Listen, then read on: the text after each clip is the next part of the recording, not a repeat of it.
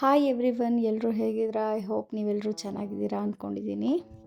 ಇವತ್ತಿನ ರೆಸಿಪಿ ಬಂದು ಬೇಳೆ ರಸಮ್. ಬನ್ನಿ ಹೇಗೆ ಮಾಡೋದು ಅಂತ ನೋಡ್ಕೊಳ್ಳೋಣ.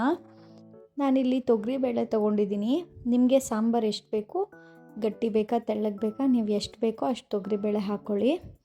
ಅದ್ರ ಜೊತೆಗೆ ನಾನು ಅರಿಶಿನ, ಎಣ್ಣೆ ಹಾಗೆ ಸ್ವಲ್ಪ ಹುಣಸೆ ಹಣ್ಣನ್ನು ನಾನು ತೊಗೊಂಡಿದ್ದೀನಿ.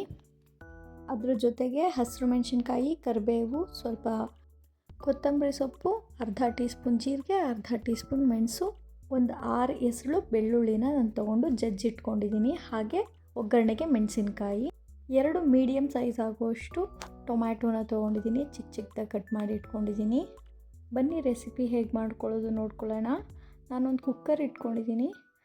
ಕುಕ್ಕರ್ಗೆ ನಾನಿಲ್ಲಿ 2 ಗ್ಲಾಸ್ ನೀರನ್ನು ಹಾಕ್ತಾಯಿದ್ದೀನಿ. ನೀವು ನೋಡ್ತಾ ಇದ್ದೀರಲ್ವಾ, ಈ ಥರ ದೊಡ್ಡ ಗ್ಲಾಸಲ್ಲಿ 2 ಗ್ಲಾಸ್ ನೀರನ್ನು ಹಾಕ್ತಾಯಿದ್ದೀನಿ. ಹಾಗೆ 5-6 ಸತಿ ಚೆನ್ನಾಗಿ ತೊಳ್ಕೊಂಡಿರುವಂತಹ ತೊಗರಿ ಬೇಳೆನ ನಾನು ಬಳಸ್ತಾ ಇದ್ದೀನಿ. ತೊಗರಿ ಬೇಳೆನ ಸ್ವಲ್ಪ ಚೆನ್ನಾಗಿ ತೊಳ್ಕೊಳ್ಳಿ.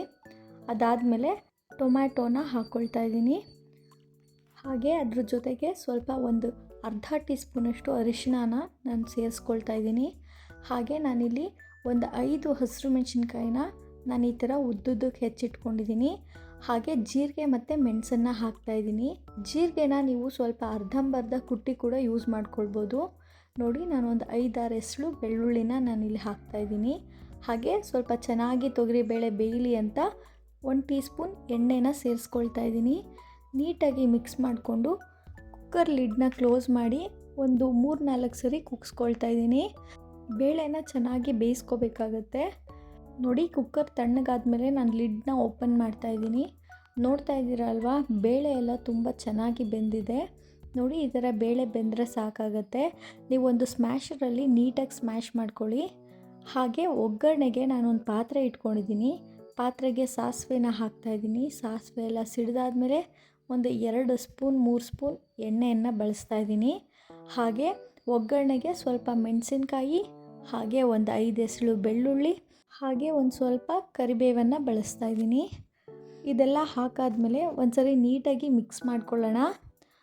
ಬೆಳ್ಳುಳ್ಳಿ ಒಂದು ಸ್ವಲ್ಪ ಗೋಲ್ಡನ್ ಕಲರ್ವರೆಗೂ ತಿರುಗ್ತಾ ಇದೆ ಅಂತ ಅನ್ನುವಾಗ ನಾವಿಲ್ಲಿ ಆವಾಗಲೇ ಬೇಳೆನ ಬೇಯಿಸ್ಕೊಂಡಿದ್ವಿ ಅಲ್ಲ, ಚೆನ್ನಾಗಿ ಸ್ಮ್ಯಾಶ್ ಮಾಡ್ಕೊಂಡಿರೋದನ್ನು ನಾವಿವಾಗ ಒಗ್ಗರಣೆಗೆ ಹಾಕೋಬೇಕಾಗತ್ತೆ.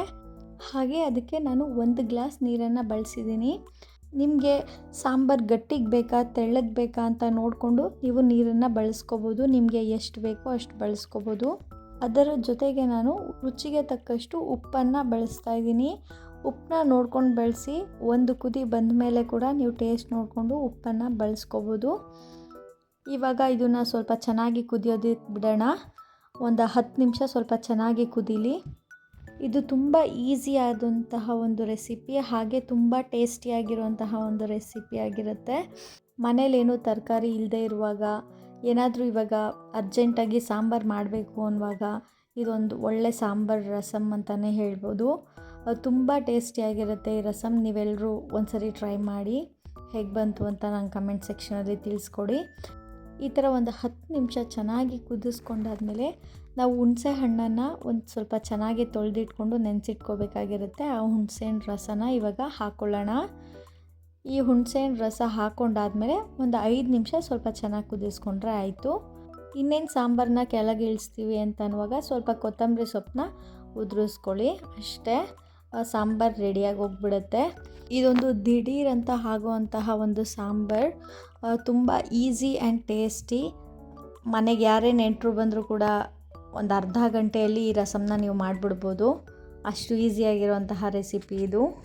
ನೋಡ್ತಾ ಇದ್ದೀರಲ್ವಾ, ಈ ರೆಸಿಪಿ ಏನಾದರೂ ನಿಮ್ಗೆ ಇಷ್ಟ ಆಯಿತು ಅಂದರೆ ಪ್ಲೀಸ್ ಒಂದು ಲೈಕ್ ಮಾಡಿ. ಹಾಗೆ ನಿಮ್ಮ ಫ್ಯಾಮಿಲಿ ಫ್ರೆಂಡ್ಸ್ಗೆ ಶೇರ್ ಮಾಡಿ. ಹಾಗೆ ಇನ್ನೂ ಯಾರೆಲ್ಲ ನನ್ನ ಚಾನಲ್ನ ಸಬ್ಸ್ಕ್ರೈಬ್ ಮಾಡ್ಕೊಳ್ಳದೆ ನೋಡ್ತಾ ಇದ್ದೀರಾ, ಪ್ಲೀಸ್ ನನ್ನ ಚಾನಲ್ನ ಸಬ್ಸ್ಕ್ರೈಬ್ ಮಾಡ್ಕೊಂಡು ನೋಡಿ. ಹೀಗೆ ಸಪೋರ್ಟ್ ಮಾಡಿ. ಹಾಗಿದ್ರೆ ನೆಕ್ಸ್ಟ್ ವೀಡಿಯೋಲಿ ನೆಕ್ಸ್ಟ್ ರೆಸಿಪಿ ಜೊತೆ ಸಿಗೋಣ. ಬಾಯ್ ಬಾಯ್.